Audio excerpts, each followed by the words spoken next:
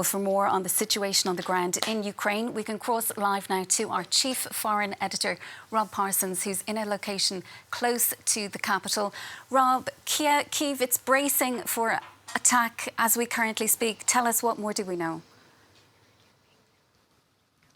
Well, absolutely. People are very tense at the moment. The streets are pretty much empty. People are taking shelter most of the time.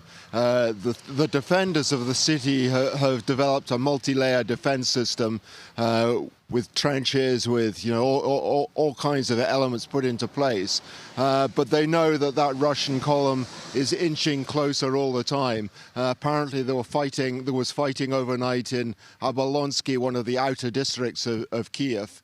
The Russians are by and large for the moment, though, keeping a distance out of the range, for the moment at least, of the Ukrainian artillery. But the impression that seems to be gaining ground at the moment is that the Russians are planning to encircle Kiev and to bombard it, presumably over a considerable period of time until the defenders surrender. That at least is what they will be hoping to do. The alternative for them, of course, is to enter into the city. But if they enter into the city, it would be extremely dangerous for them and extremely costly. The defenders would have the advantage of knowing where everything is in the city. It's their city. They know where everything is. The Russians would suffer immense casualties, and the more the city gets destroyed, the easier in a way it becomes for the defenders to defend. So it's a complicated equation that the Russians have to take into account. But the overall impression at the moment is that they're looking for a siege rather than to break into the city at this stage. And Rob, we spoke to one man in Kyiv earlier on this morning, a teacher. He says he's concerned, but he was staying calm. He's in his home. He's preparing to fight, though. If it comes to it, he will be defending his country and his capital city. Tell me, what's the mood of people where you are? Well, that pretty much is the mood of everybody who's stayed on in Ukraine. We were talking to a young man this morning who is trying to get back into the city.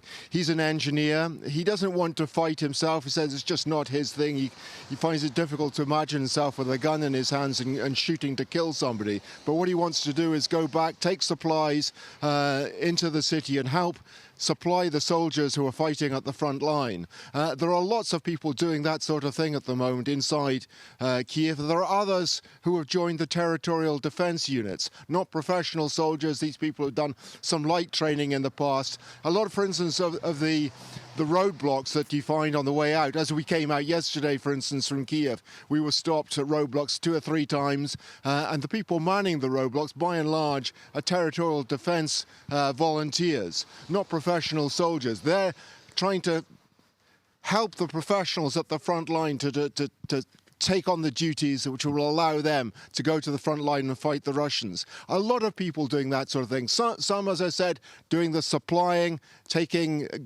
gathering money, trying to raise money for the soldiers, taking supplies, taking clothes to the front. Others, of course, at the front line doing the fighting. And Rob, you yourself and your team, you're not too far from the front line yourselves. You're joining us from a location close to the capital. Tell us about the kind of conditions for you yourselves working there as journalists. Well, the conditions for us, compared with the conditions the ordinary people living in Kyiv, obviously pretty good. It's not easy working in a war zone. It makes no difference where you are. There are problems all the time. People are very jumpy. The soldiers are often very nervous, especially the territorial defense people I was talking about, because they're not very experienced.